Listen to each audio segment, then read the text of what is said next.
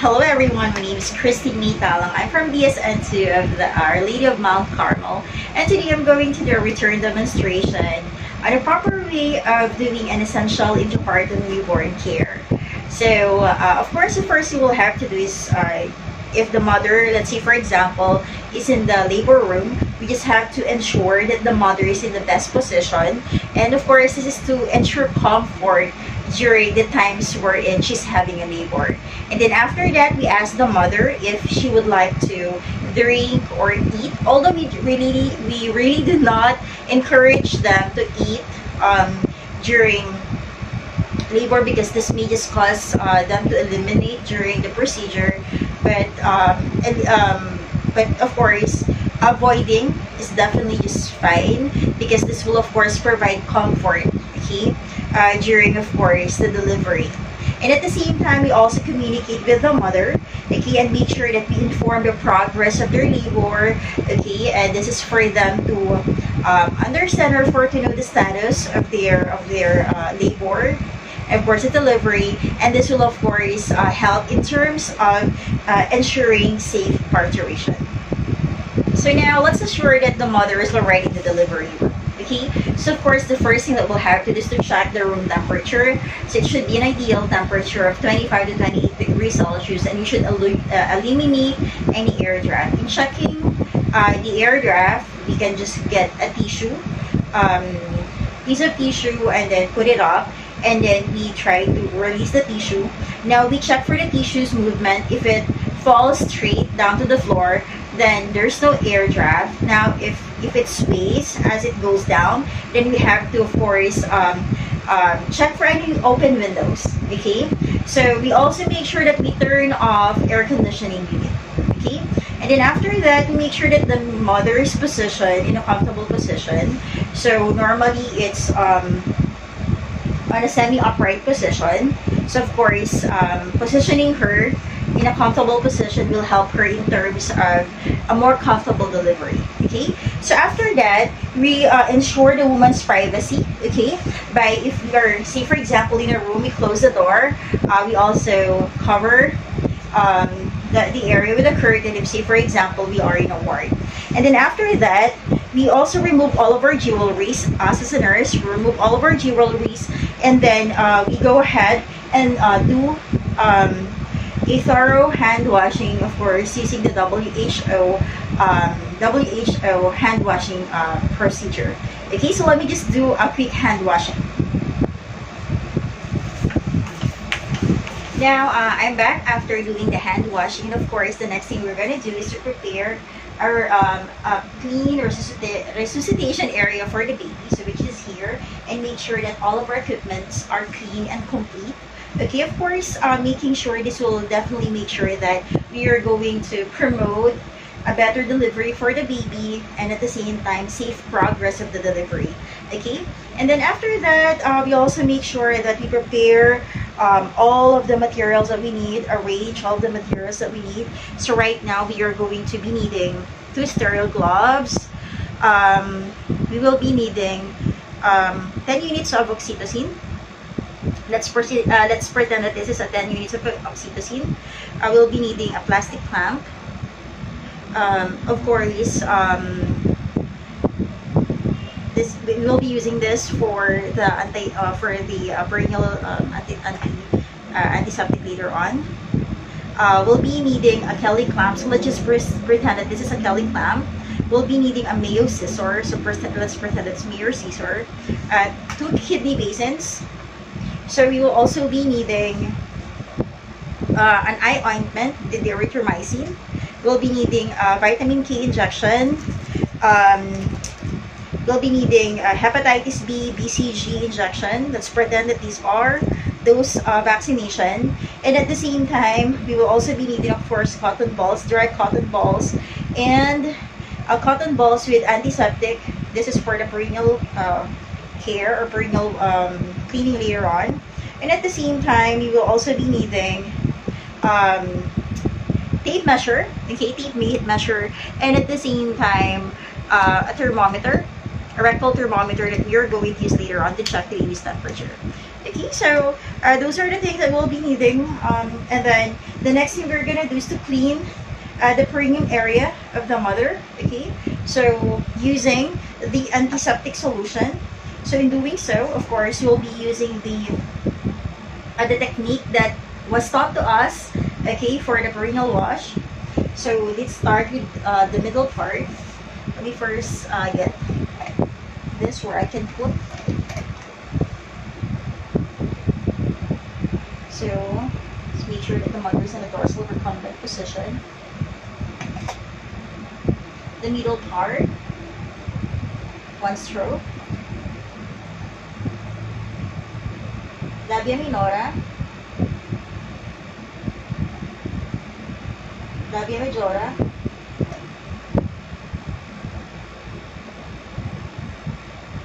and then of course the leg part, or the outer leg, the other side, and of course the CPC piece. So after of course we've done that, then we go ahead and clean the area with cotton balls. So let's start again with of course the middle part, then the labia minora, both sides, labia majora, and then the eye, the patient, and of course the symphysis pubis.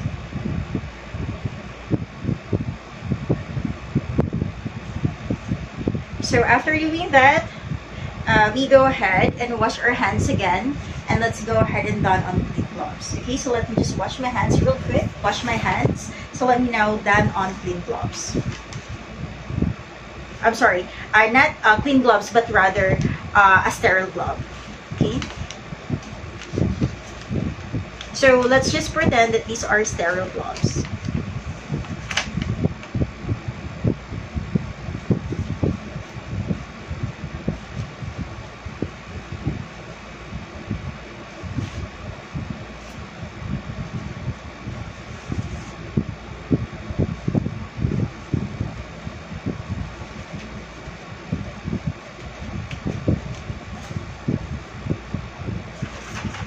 And then you also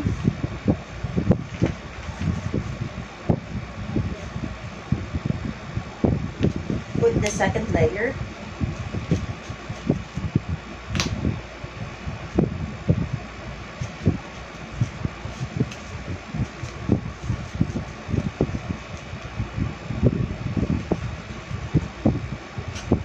So now the rationale why we have to make sure that we organize our things or our materials is to make sure that we easily identify and use the supplies upon the delivery, and at the same time the reason why we also do the premium wash or the premium care is to make sure that we reduce any microorganism, right, on the mother's perineal area.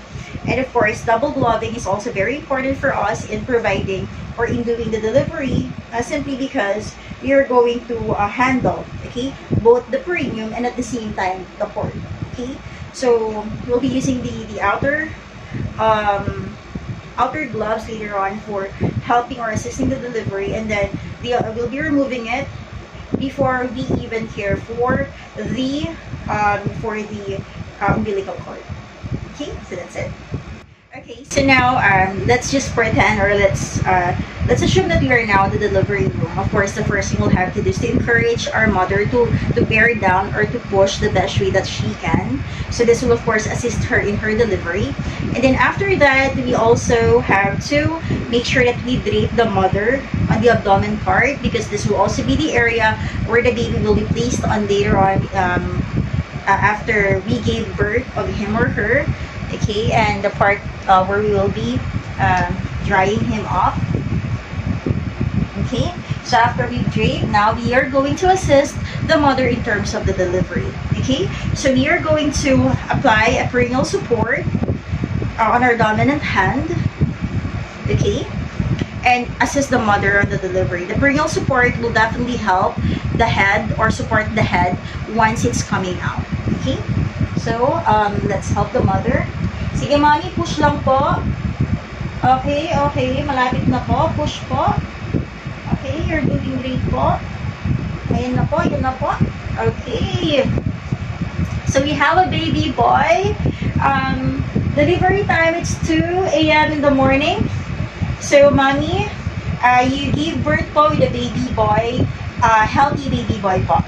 So, it is very important for us to advise the time that the baby was born, for us to, of course, alert the healthcare provider who's taking down the document, or to document the time that the baby was born. And at the same time, it is very important for us to mention to the mother the outcome. Okay, so she will be aware of the sex and at the same time the status of her baby. After giving birth to the baby, so of course we do, for 30 seconds, we go ahead and thoroughly wipe the baby starting from the head.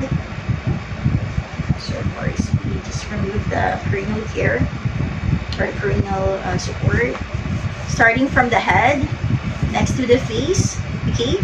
And then we do it to the trunk, and of course the extremities. And then after that, we do a quick check on the patient's breathing or the baby's breathing, and at the same time the APGAR score. Now it is very important for us to do a thorough wiping of the baby, simply because this will stimulate the baby's breathing, and at the same time it will prevent hypothermia, okay? And at the same time, we also make sure that we do not wipe off the vernix caseosa, as vernix caseosa will serve as a natural protective cover for the baby. We also encourage not to take the baby in a bath for the next 6 hours to avoid, of course, hypothermia and infection. And of course, lastly, we also identify, doing the wiping, the thorough wiping will identify the patient's overall appearance, like of course the grimace, the appearance of the baby and all, which will identify if in case the baby will need an additional assistance. Okay, so after we've wiped the patient, for the next 1 to 3 minutes, what we are going to do is to remove the wet cloth. Okay, so remove the wet cloth, and then we put the baby on a skin-to-skin contact with the mother on a prone position.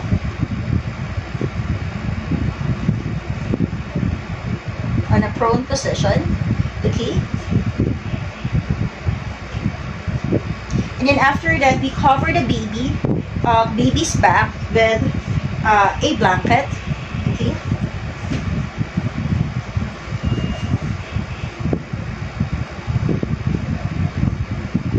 And then we cover his head with a bonnet. So of course, doing this for the baby will provide him warmth and comfort. So now, after we provide comfort to the baby by, of course, covering his back with a linen, and at the same time covering his head with a bonnet, we are now going to palpate the mother's abdomen to check if there's a baby, the second baby on it, okay? And this is also for us to be in a preparation of administering an oxytocin. Okay, so now if, say for example, after palpating the mother's abdomen, and let's say there's no second baby, then it is now time for us to administer the oxytocin. But of course, prior to that, we go ahead and wipe our gloves, okay, with a wet cloth. Okay, and then after that, we go ahead and administer the oxytocin.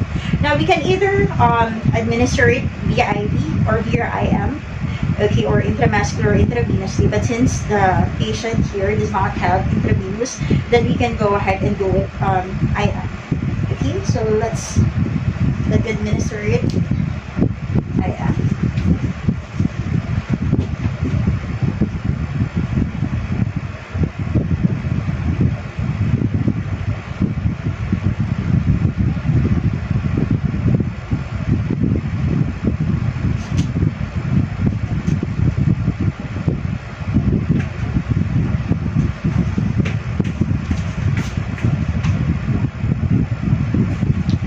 course, after doing that, we dispose the wet cloth properly.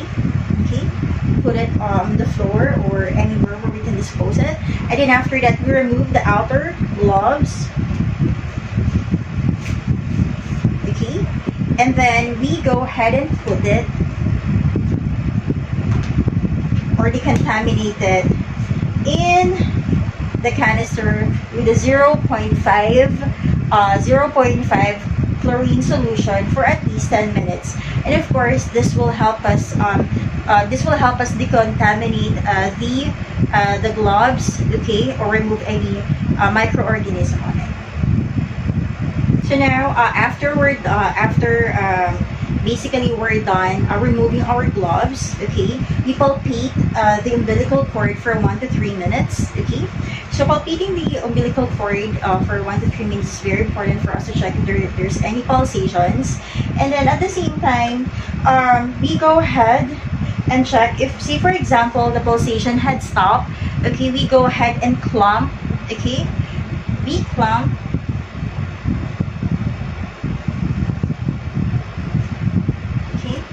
We go ahead and clamp the umbilical cord.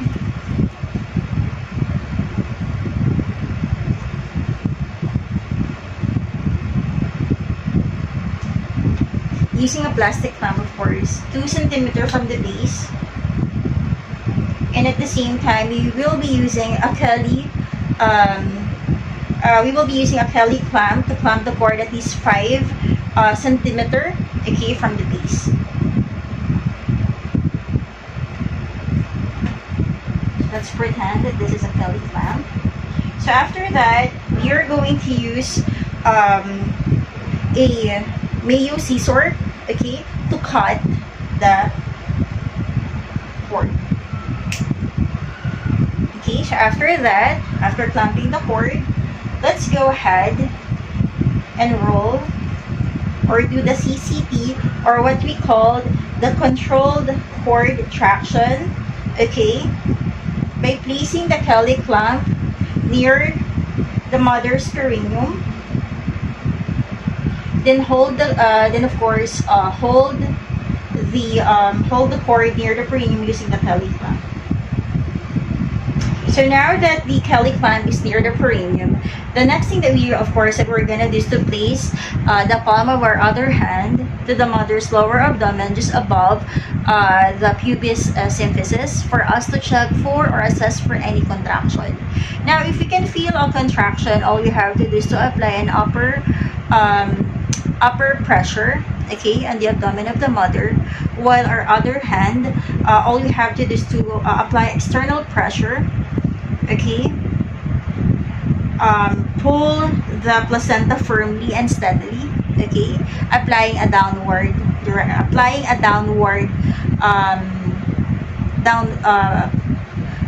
direction, okay, pulling the cord downward in a downward direction. So after that, all we have to do is just to okay, wait for the placenta to expel. So as the placenta is being delivered, hold and gently turn it using our both hands until the membranes are twisted. Are twisted, and slowly pull to complete the delivery of the placenta. So after that, we go ahead and put the placenta on the kidney basin. We check for the completeness of the placenta, okay. Of course, this is to make sure that there's nothing that was left inside of the mother. And then after that, we go ahead and massage the uterus of the mother, okay, after the delivery of the placenta until it is firm. After we massage, we go ahead and check for the perineal area of the mother to check if there is any signs of tearing or laceration.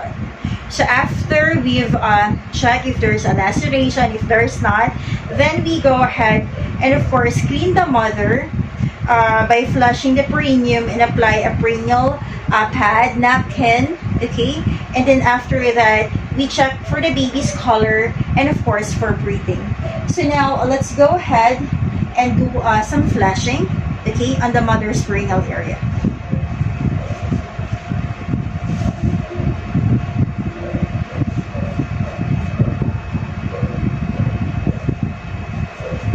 Do some flashing. Using a normal saline solution. And then after that, all we have to do is just to, of course, wipe it.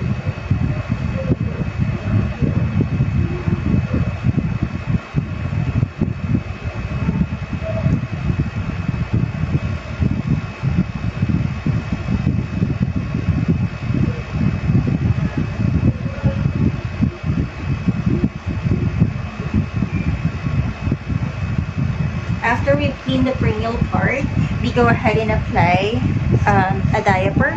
So let's just pretend that this is a diaper.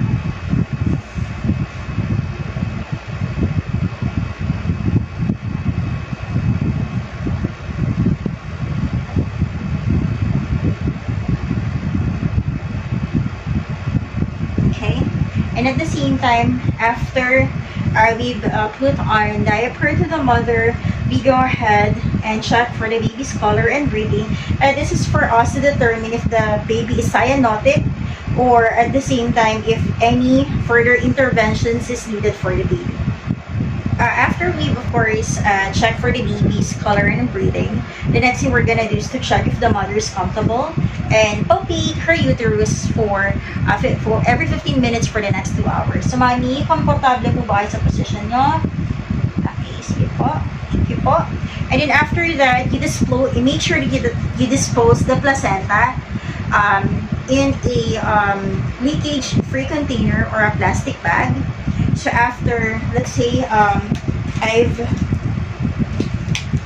put this on a leakage-free container, the next thing we're gonna do is to make sure that we decontaminate all of our materials, all of our equipment in a 0.5 chlorine solution. Okay, so I have here with a 0.5 chlorine solution. So what we're gonna do is to put all of the materials that we've used.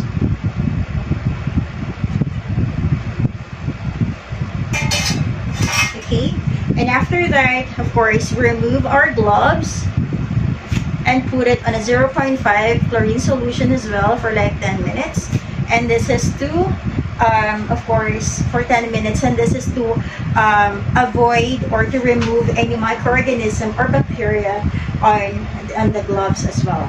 So after we're done doing that, of course, we maintain a skin-to-skin contact between the mother and the baby. So we make sure that we put the baby in between the mother's chest on a prone position, and of course, his head on the side. Okay, while maintaining the baby's comfort and warmth. Now, for the next 15 to 90 minutes, what we're going to do is to advise the mother to observe for any feeding cues for the baby. So we advise or we provide example for the mother on those types of cues. And at the same time, we also instruct and support the mother in terms of positioning and attachment. Okay? So after that, we basically wait for full breastfeeding from the mother by the baby, of course. So after complete breastfeeding, we are now going to apply the Craig's prophylaxis or the eye ointment, okay, on the baby. So eye ointment is very important, basically to avoid ophthalmia neonatorum or conjunctivitis, which is basically present normally in the first 30 days upon baby's birth, which the baby can normally acquire if the mother has an STD or sexually transmitted disease. So after that, after putting on an eye ointment or Craig's prophylaxis, the next thing we are going to do is to check for the baby's anthropometric measurement. So we are going to do an anthropometric measurement using, of course, a tape measure. Okay, so let us first get the baby.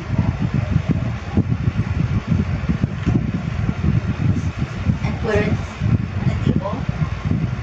Okay, we go ahead and measure the head.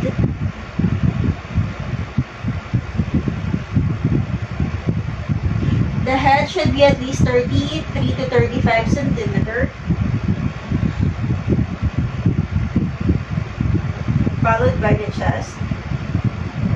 Next is the height of the baby.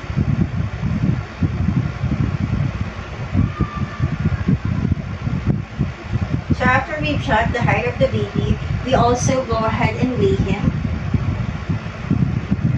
to check if the baby is too small for his gestational age.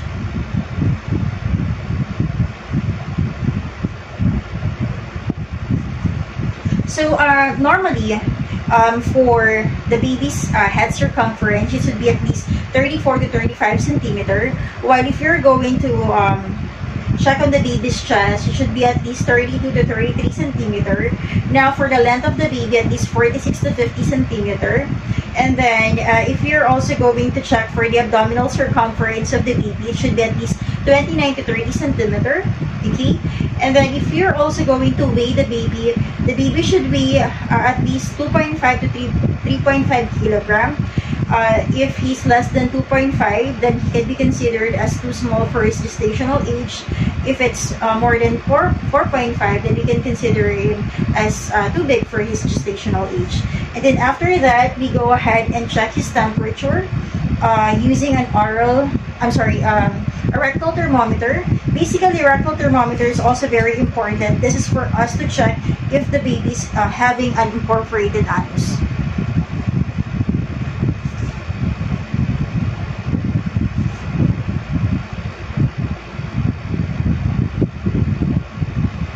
Okay, so upon checking, it's 37.2. So the baby's temperature is normal, and I've checked that there's a presence of holy anus. Okay, so after we're done doing that, we go ahead and inject the vitamin K. Okay, this will basically assist in blood clotting, of course, to avoid serious bleeding for the newborn. And we are going to inject this intramuscularly on the left vastus lateralis of the baby. So this is the left.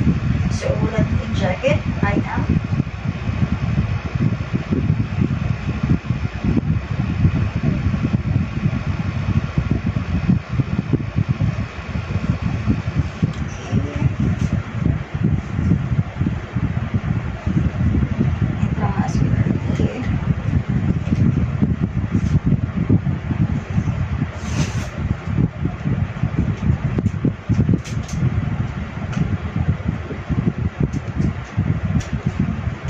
Next is we are going to inject intramuscularly as well the Hep B vaccine. This is for the baby to prevent liver diseases like liver cancer.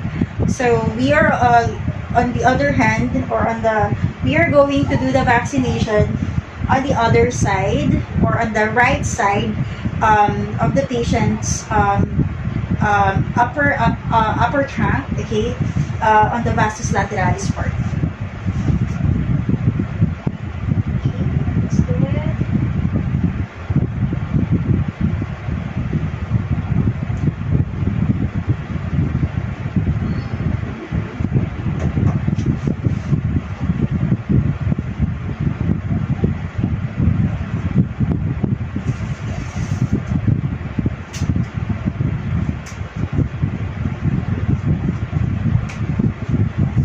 Okay, so after we've basically injected the Hep B vaccine, the next thing we are going to inject is the BCG.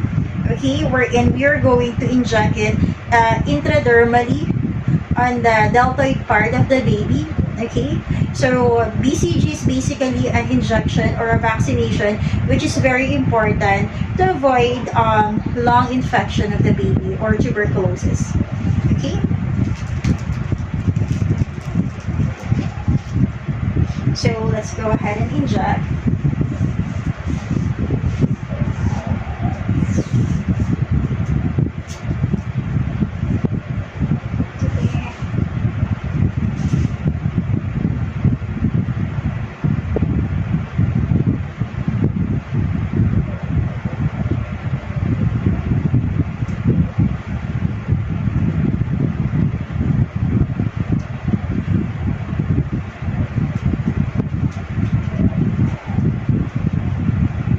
Okay, so after we injected that, then we advise the mother of an option for delay bathing of the baby. Okay, and normally bathing is usually done at least 6 hours. Okay, 6 hours from the time that the baby has been delivered.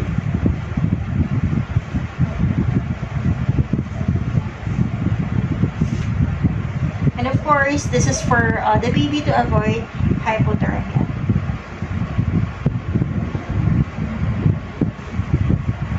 Now, for the cord care of the baby, make sure that you put nothing, okay, on the stump of the baby, okay? All you have to do is just to keep it loosely covered with a clean and dry clothes. And then after that, we go ahead and dress the baby by folding the diaper just below the stump. Okay, so let's get the baby and put some diaper on. So let's just pretend that this is a diaper.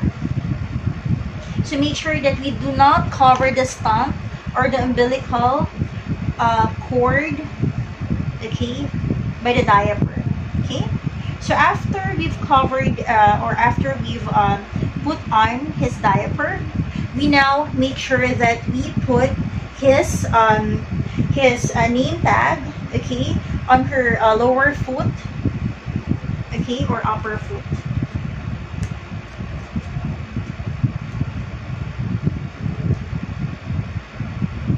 And then we swaddle the baby with a towel and advise the mother to breastfeed as the baby wants, or as the demand of the baby. Okay, so let's first cover the baby with a towel, or swaddle the baby with a towel.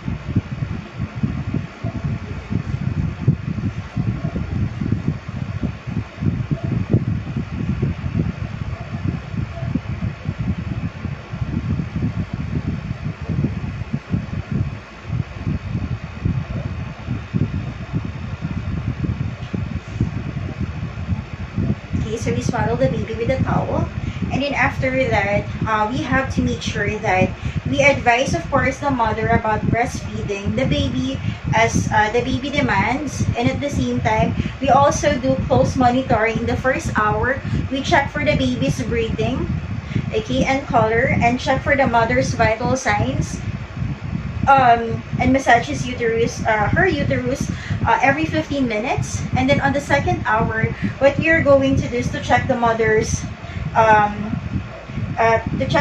of course the baby every 30 minutes. So now after 90 minutes, we have to make sure that we keep the newborn on the side of the mother. This is of course to promote mother and baby bonding. Okay, so do not separate them, and provide support, exclusive breastfeeding by the mother during the day, and of course during the night time. Okay,